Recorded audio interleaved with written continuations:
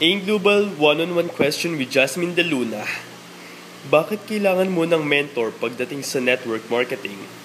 Mentor? Ba't mo kailangan ng mentor?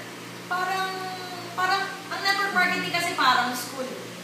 So, can you just imagine learning in school without anyone teaching you? Diba?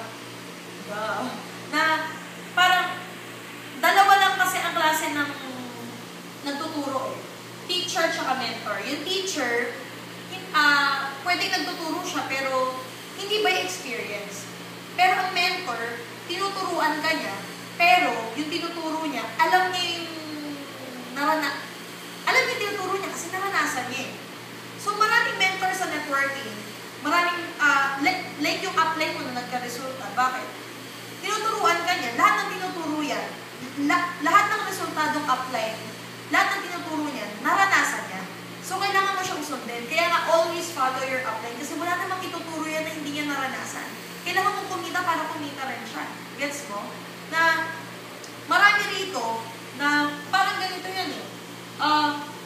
Parang you're walking in a dark forest. Dark na forest na nga, wala kang makita. Plus, naka-blindfold ka. Correct? Na, kung may mentor ka, hindi mo naman kinakatas yung alam niya. Kasi remember, ang mga mentor, ang mga upline, kami mga upline, yung mga alam niya, hindi yan nandyan para lang kalawangin. Hindi yan nandyan para mas-stuck lang dyan, para mapanis. It's meant to be shared. Kaya kailangan kung may mentor ka, dapat kinakatas mo yung alam niya, dapat nandyan ka lagi. You are being inquisitive. When I say inquisitive, dapat, parang sobrang matanong mo. Dapat, as a beginner, dapat matanong ka na kung may mentor ka. Kasi pag may mentor ka, lalong mas dumadali. Kasi siya yung naglalagay ng carpet sa isang rocky road. Kasi sa business kasi, it's a rocky road eh. When you have a mentor, naka-carpet na yan. Kasi he or she or your mentor will tell you what to do. Kung ano yung mga mali, kung ano yung mga mali na dapat hindi mo na gawin, at kung ano yung mga tama na dapat mong gawin. So, of course, dapat magkaroon ka ng credible and updated na mentor. Bakit? Kasi, anong credible and updated? 2012 to 2013 kasi lahat nag-i-innovate eh. Nakaka-recruit na tayo sa Facebook. Kung dati may flyering, ngayon may Facebook. If you don't innovate, you evaporate. So, dapat credible and updated. Na, parang ganito, masakit ngipin mo, saan ka lalapit? Dentista, abogado? Dentista. Ano sa abogado? Diba? May kaso ka, saan ka lalapit? Dentista, abogado? Abogado. Oo, ano sa dentista?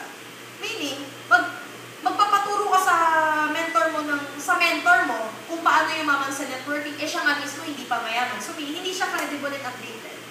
Kung gusto mo yumaman sa networking, kailangan mo magtanong sa mga yumaman sa networking. So, ang dilema ng lahat, magjo-join pa lang. Bawa, nakita nila yung business.